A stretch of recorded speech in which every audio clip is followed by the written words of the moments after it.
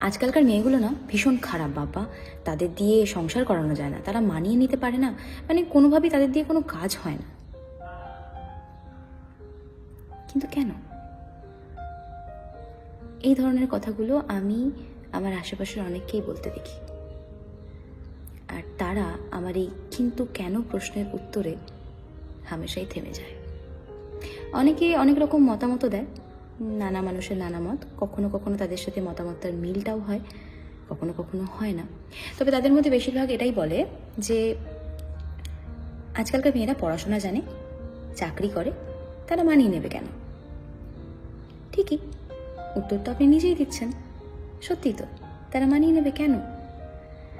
আজকালকার মেয়েরা অবশ্যই মানিয়ে নেয়, কেন নেবে না? নিতে জানে, তারা কোমর বেঁধে কাজ করতে জানে, তারা সংসারের ফর্দ মিলিয়ে বাজার করতে জানে, কম্পিউটার চালাতে জানে, তারা সংসার কাজ দুটোই করতে জানে, বাচ্চাও পালন করতে জানে, আবার মেকআপ করে পরিপাটি হয়ে সেজেও বেরোতে জানে।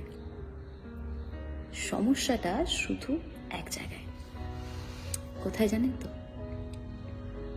তারা অন্যায়কে অন্যায় বলে মানতে শিখেছে। তাদের ওই একটু একটু আত্মসম্মান বোধটা আছে, বুঝলেন? অন্যায়ের সাথে আপোষ করে না, রুখে দাঁড়াতে শিখেছে। ধীরে ধীরে সমাজ যেমন মানিয়ে নিয়েছে, একসময় এই মেয়েদের বারবারন্ত সাহসটাকেও আপনারা মানিয়ে নেবেন। আমি জানি আপনাদের সমস্যাটা ওখানে, যে মেয়েরা ঘর ছেড়ে বাইরে বেরিয়ে পড়াশোনা করছে, নিজের পায়ে দাঁড়াচ্ছে, তাদের তো একটা আলাদা মানসিকতা থাকবেই, তাই না? তাদের তো একটা নিজস্ব ওপিনিয়ন থাকবেই, তার সাথে আপনার মতামতের মিল নাও হতে পারে। যদি সে ভুল হয় সেটা একটা ব্যাপার, যদি সে ভুল না হয় তাহলে কেন আপনি জোর করে চাইছেন যে ভুল জিনিসটাকে মেনে নিতে, তাকে দিয়ে মেনে নেওয়া করাতে?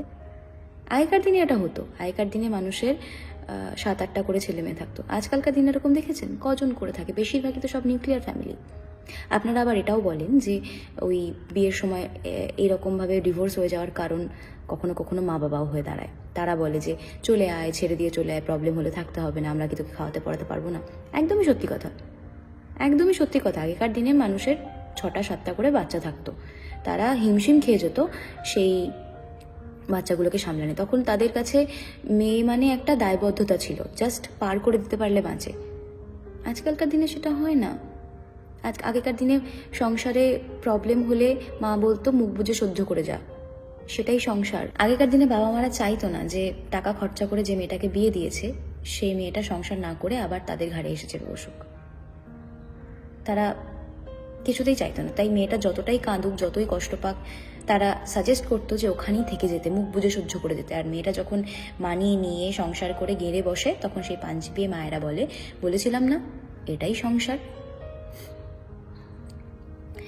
কিন্তু সেই মেয়েটা দীর্ঘশ্বাস ছেড়ে মাথা নাড়ে, কারণ ততদিনে তার সংসার ছাড়া আর কোথাও তার যে অস্তিত্ব বিন্দুমাত্র নেই সেটা সে বুঝে গেছে।